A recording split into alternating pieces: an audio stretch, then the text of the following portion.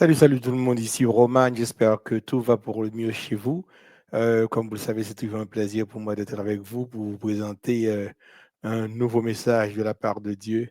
Nous sommes toujours à la même étude, restitution de notre héritage. Aujourd'hui, ce sera la 33e vidéo.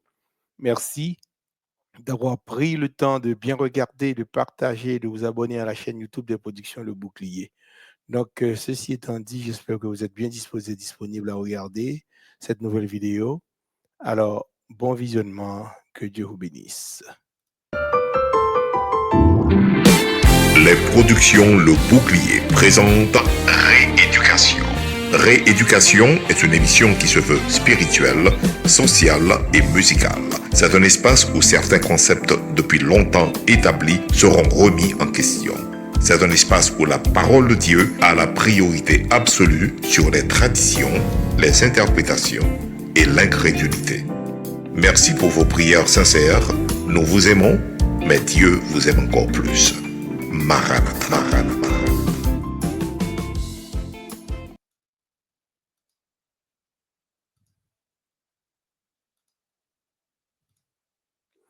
Maranatha, nous vous aimons et Dieu vous aime encore plus, vous le savez déjà. Alors, qu'est-ce que nous avons pour vous? Bien, qu'est-ce que Dieu a pour vous aujourd'hui? Comme je l'avais dit tantôt, ça achève, on se dirige vers la fin de cette étude, mais il nous reste encore quelques vidéos à, à vous, à vous poster parce qu'on ne peut pas conclure cette étude sans parler de, de vrais et de faux miracles. Parce que l'étude, c'est restitution de notre héritage, mais pendant que nous voulons restituer l'héritage, nous, nous ne pouvons pas prendre un faux héritage tout. Il y a des guérisons, ces guérisons-là ne viennent pas de Dieu. Donc, il faut nous capables de gagner une possibilité spirituelle, biblique pour nous identifier, pour les revenir pour ne pas prendre la dernière, pour nous dire tomber au nom du sang versé de Jésus. Alors, les versets de base, Exode 22, verset 1, 7, 9, Luc 10, verset 19. Nous allons prier le Seigneur maintenant. Notre Dieu, notre Père qui est dans les cieux, nos âmes te louent et te bénissent parce que tu as fait de nous tes enfants. Nous sommes ici encore une fois pour parler de toi. Merci de la présence de ton Saint-Esprit en nous et autour de nous. Merci d'avoir permis à chacun, à tout un chacun, d'écouter et de comprendre ta parole. Nous continuons à compter sur toi parce que tu es fidèle. Nous te prions au nom de Jésus. À toi la gloire, la puissance dès maintenant, au siècle des siècles. Amen, amen, amen, amen. Béni soit l'Éternel. Rappel et mise en contexte par rapport à la dernière vidéo. Vous vous souvenez, à la dernière vidéo, on a parlé de la clé numéro 2. Cette clé dit que un vrai miracle ne contredit jamais la parole de Dieu. Il lui est conforme. Nous comprenons, on a dit, l'un miracle, là, et on dit, qui verset dans la Bible qui appuie miracle ça? Ou bien qui côté bon Dieu parle, il dit miracle ça conforme à sa parole? Si tu n'es pas capable de le trouver, eh bien, ce miracle-là, il faut l'écarter de toi. Il faut fuir ce miracle-là. Et dans la zone que tu as fait, bah, ça, ou pas mettre pied au là. Le miracle venant de Satan peut sembler impressionnant, mais ça contredit toujours la parole de Dieu. Et même là, tu as vu qu'un miracle qui sortit dans Satan, tu as une apparence marché en concordance avec la parole de Dieu, ce n'est pas vrai. Si tu grattes un peu, si tu fouilles un peu, tu vas voir que ça ne corrobore pas la parole de Dieu. Non, ça ne marche pas. Donc, c'est un bagage qui à l'opposé de la parole de Dieu. Le miracle qui vient de l'ennemi encourage des pratiques contraires à la volonté de Dieu. Par exemple, un miracle qui sort dans Satan, l'a encouragé l'idolâtrie, l'a encouragé la magie. Vous comprenez? L'a encouragé la désobéissance. Ça dit, c'est pas grave, même si tu ne fais pas ça pour Dieu, il va toujours continuer à te bénir, il va toujours continuer à prendre soin de toi, c'est pas grave. Tu peux continuer sur la même route là. Tu peux suivre cette même voie là. Eh bien, George, des suppôts de Satan déguisés en pasteurs, prédicateurs, évangélistes, apôtres et prophètes des temps modernes font des miracles en citant même le nom de Jésus. Nous qui la grâce, ça veut dire que si tu veux identifier le vrai miracle, ou pas même qu'à arrêter même sur le nom de Jésus. Là, tu vas dire que, oh, mais puisque ce pasteur, puisque ce prophète des temps modernes a cité le nom de Jésus, eh bien, c'est un vrai miracle. Oh, c'est l'orchiria. Même quand on cite le nom de Jésus, ce n'est pas un vrai miracle. Mais si on dit au nom du sang, le sang de Jésus, ah, ça c'est différent. L'ennemi ne peut pas dire le sang de Jésus, non. L'ennemi peut dire Jésus, le nom de Jésus, mais il ne peut pas dire le sang versé de Jésus. Il ne peut pas. Un vrai miracle met Christ en vedette, pas un humain, ou bien une organisation ou des idoles. Les miracle tout bon qui sortit de la part de Dieu, mais ce miracle met Jésus en vedette. Quand ça veut dire mettez mon en vedette, ça veut dire que c'est Jésus mettez devant. Ça veut dire que le canal par lequel Jésus passe pour opérer ce miracle, mais ce canal-là met Jésus en vedette. Il mettait Jésus en avant. Donc, il ne peut pas parler d'une organisation ou bien de religion. Il ne peut pas parler de religion. Soit il parlait de adventiste, de baptiste, de pentecôtiste. Non. Il parlait de Jésus. Il ne peut pas parler de religion, il ne peut pas parler d'association, il ne peut pas parler d'organisation, il ne peut pas parler d'idole. OK? Restitution de notre héritage, nous connaissons l'objectif là. À la fin de l'étude, ça, chaque monde, nous devons comprendre à 100% que l'ordre où c'est chrétien, ça veut dire que ou qu'a souffert à cause du nom de Jésus. Et la Bible dit tous ceux qui veulent vivre pieusement en Jésus-Christ seront persécutés. Non, pas à cause de la maladie. Ou pas dire mon chrétien, mais c'est maladie qui a pour frapper pour tel fait ça dans ma voix. Non, non, non, non. Ou qu'a souffrir, c'est pas égal maladie. Ou qu'a souffrir à cause du nom de Jésus. Des clés bibliques pour les miracles qui viennent de Dieu. Nous t'avons déjà environ 6 clés. 1, 2, 3, 4, 5, 6. OK? Donc, on est à la deuxième clé. Le miracle est conforme à la parole de Dieu. Il n'est pas contredit parole de Dieu. Deuxième clé, suite. Comment discerner les actions du diable des miracles de Dieu? Clé numéro 2, la suite. Donc, la clé numéro 2 dit quoi? Un vrai miracle ne contredit jamais la parole de Dieu. Il lui est conforme. Nous parlons d'exemples de faux et de vrais miracles. Donc là, nous allons faire des études de cas et puis pour que nous puissions être capables de distinguer les vrais des faux miracles. OK? Nous allons étudier plusieurs exemples. Regarde ça. Selon ce qu'ordonna Dieu, dans Exode 7, verset 17, Moïse et Aaron changèrent l'eau du fleuve du Nil en sang. Vous entendez bien? Selon ce qu'ordonna Dieu, c'est bon Dieu qui ordonne. Ce n'est pas Moïse avec Aaron qui vient là comme ils font une démonstration, comme si ils viennent démontrer tout ce qu'ils sont capables de faire en tant que personne. Non, ce n'est pas ça. La Bible déclare, ainsi parle l'Éternel, à ceux-ci tu connaîtras que je suis l'Éternel. Je vais frapper les eaux du fleuve avec la verge qui est dans ma main et elles seront changées en sang. Vous entendez? Nègre dit, mais ou connaît qui est-ce qu'il est l'Éternel. Tu connaîtras que je suis l'Éternel. Il dit, il va le frapper avec verge qui n'amène nègre. Vous comprenez? Mais c'est bon Dieu qui parlait, c'est bon Dieu qui voit nègre aller. Mais si un miracle fait, ou pas qu'à retrouver dans la Bible à côté bon Dieu bail provision pour ce miracle-là, mais tu ne peux pas l'appuyer. Regarde, on prend exemple d'un faux. Là, tu prends exemple d'un vrai miracle, on prend exemple d'un faux miracle. Regarde, les magiciens de Pharaon reproduisent l'eau changée en sang. Ils fait même bail là tout, ils reproduisent Exode 7 verset 22. Mais les magiciens d'Égypte en firent autant par leur enchantement. Regarde ça. Le cœur de Pharaon s'endurcit et il n'écouta point Moïse et Aaron. Selon ce que l'Éternel avait dit, encore une fois, Pharaon défia Dieu en le copiant. Nous avons là, Pharaon, par l'intermédiaire de ses prêtres, il défiait mon Dieu, puis il copiait. Bon Dieu fait de l'eau du Nil transformée en sang, et mais Pharaon dit, m'a fait tout, il dit, magicien, agit. Donc les magiciens ont agi sous l'ordre de Pharaon, alors que Aaron et Moïse ont agi sous l'ordre de l'Éternel des armées. Donc, premier miracle là, c'est vrai. Deuxième, non, c'est faux. C'est pas bon Dieu qui bat l'ordre là. Il n'y a pas de provision pour ça dans la parole de Dieu. Un autre exemple. Selon ce que Dieu ordonna, Moïse et Aaron changèrent la poussière de la terre en poux. Selon ce que Dieu ordonna. Et texte clair, il dit, Exode 8, verset 16, l'Éternel dit à Moïse, dis à Aaron, étends ta verge et frappe la poussière de la terre.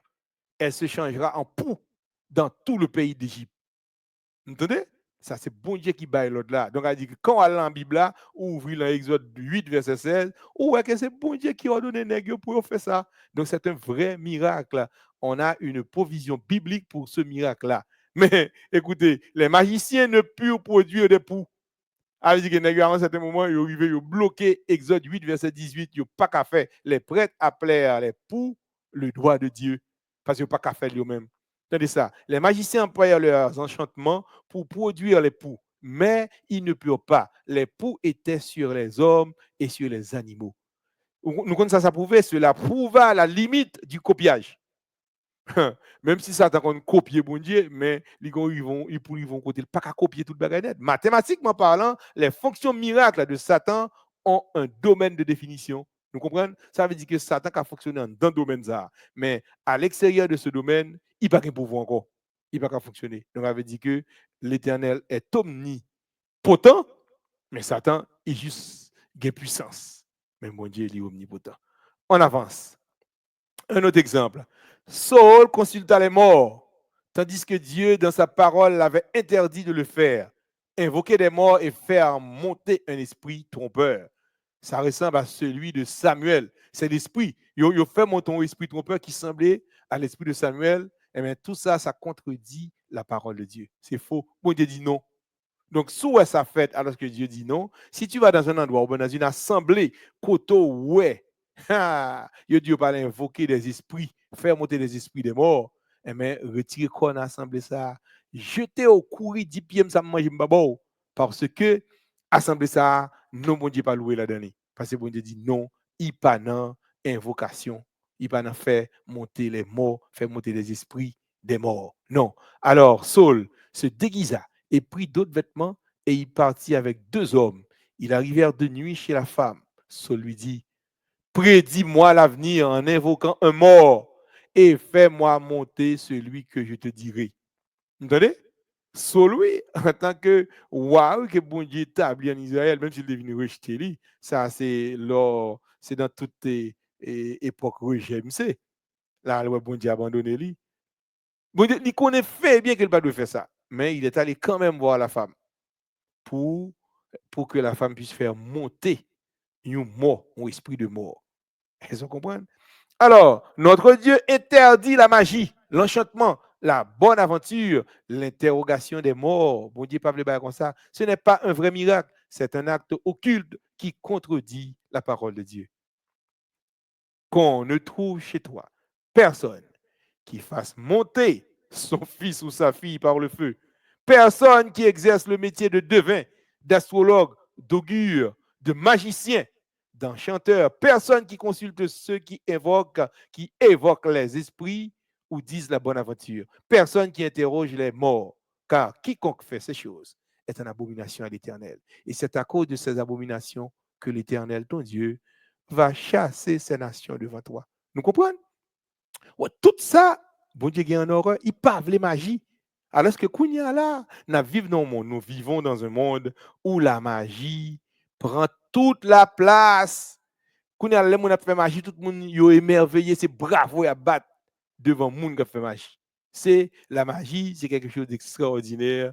On l'applaudit, on l'admire, on l'aime, c'est extraordinaire. Alors que la Bible dit non et non, clairement non à la magie. Un autre exemple, le diable tente Jésus avec des prodiges. On a dit sauter du haut du temple sera un miracle spectaculaire, mais contraire à la volonté de Dieu. Jésus refusa de forcer la main de Dieu pour un signe. Donc, son faux, Matthieu 4, verset 5, 6, c'est diable à dire. Le diable le transporta dans la ville sainte, le plaça sur le haut du temple et lui dit, si tu es fils de Dieu, jette-toi en bas, car il est écrit, il donnera des ordres à ses anges à ton sujet, et ils te porteront sur les mains, de peur que ton pied ne heurte contre une pierre. Vous entendez ça s'entend dire, il citait parole bon Dieu avec elle. Et puis Jésus dit, c'est non. Il dit non, mon cher, ou pas tenter le Seigneur ton Dieu. Et puis Jésus refusait de forcer la main de Dieu pour un miracle. Donc ça, son faux bail et l'autre Satan a tantôt la mettre au devant, la vanté quand le cowboy et le renard. jusqu'à ce qu'on jette qui dans la bouche. Donc, la bête et le faux prophète, ça, ils vont opérer aussi de grands prodiges. Ces miracles viendront de pouvoir démoniaque, séduisant ceux qui ne sont pas enracinés dans la parole de Dieu. Encore un faux miracle. Elle opérait de grands prodiges, même jusqu'à faire descendre du ciel, du feu du ciel sur la terre à la vie des hommes. Apocalypse 13, verset 13-14. Et elle séduisait les habitants de la terre par les prodiges qui lui étaient donnés d'opérer en présence de la bête, disant aux habitants de la terre de faire une image à la bête qui avait la blessure de l'épée et qui vivait. Ouais, c'est des faux miracles. Donc, si nous ne parlons pas parole, mon Dieu, si vous n'étudiez pas la parole de Dieu, eh bien, vous allez, vous allez avoir beaucoup de problèmes à différencier les miracles. Et puis, au cas courir des faux miracles, tout, jusqu'à ce que tu perds ton chemin et au raté ciel. Dernier exemple, je pense. L'esprit malin dit aux 7 fils de Sheva, je connais Jésus et je sais qui est Paul, mais vous, qui êtes-vous? Le démon parle là-haut et le démon parle au démon qui utilise le nom de Jésus. Tu vois, c'est le démon qui a parlé à l'autre moun yo. Eh bien, il y a un démon qui a utilisé le nom de Jésus. Eh bien, il citait le nom de Dieu et ça n'est pas suffi. Ça ne suffit pas de citer le nom de Dieu pour dire qu'on marche avec lui. Non. Jésus dira au dernier jour, je ne vous ai jamais connu. Et parce qu'on a cité le nom de Dieu, vous faites miracle dans Jésus. Non, non, non, non.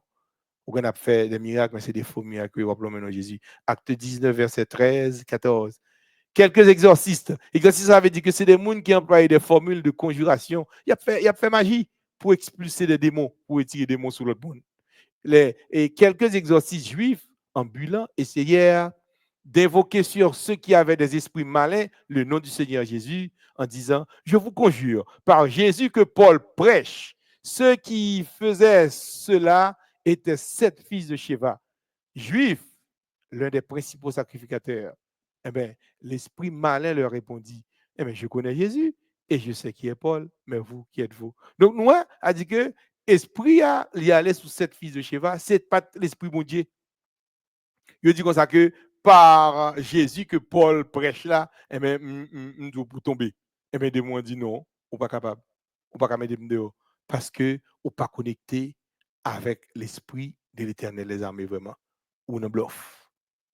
Alors, en conclusion, ça a été un peu long pour je dire, mais il faut nous dépasser à travers tout ça, hein, pour nous prendre des exemples et des contre-exemples, pour nous montrer que qui est un vrai miracle, c'est la provision dans la parole de Dieu pour ça. Mais quand il n'y a pas de provision dans la parole de Dieu, tu ne peux pas parler de vrais miracles. C'est des faux miracles. Et dans ces assemblées-là qui produisent ces faux miracles-là, on ne peut pas rester là ou même. Donc, on doit être très créatif, faut attentif, et puis tu dois étudier ta parole.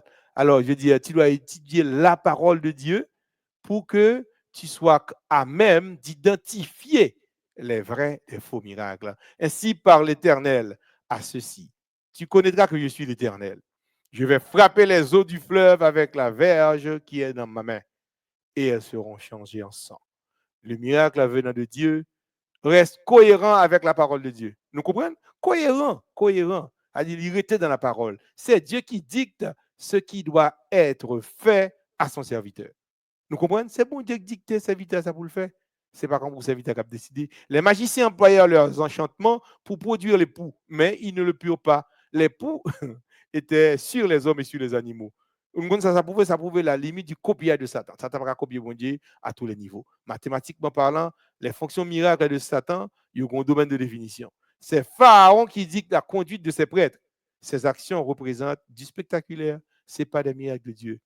Saul consulta les morts, tandis que Dieu, dans sa parole, l'avait interdit de le faire, invoquer des morts et faire monter un esprit trompeur, ressemblant à celui de Samuel, contredire la parole de Dieu. 1 Samuel 28, verset 8. Le diable le transporta dans la ville sainte, c'est Jésus, hein, le plaça sur le haut du temple et lui dit, si tu es fils de Dieu, jette-toi en bas, car il est écrit, il donnera des ordres à ses anges à ton sujet et ils te porteront sur les mains, de peur que ton pied ne heurte contre une pierre. Satan essaya de tenter Dieu, tandis que la Bible déclare dans chaque premier verset 13, ou pas qu'à tenter mon Dieu. Personne ne peut tenter Dieu. D'ailleurs, Dieu ne tente personne. Nous, personne ne peut pas tenter mon Dieu. Nous comprenons? Mais j'espère que l'étude là est claire à ce là. Vous avez pris de bonnes notes et que vous allez travailler dans ce sens-là pour pouvoir distinguer les vrais des faux miracles pour nous toujours continuer à marcher dans la voie du Seigneur. Que Dieu vous bénisse. À la semaine prochaine pour une nouvelle vidéo.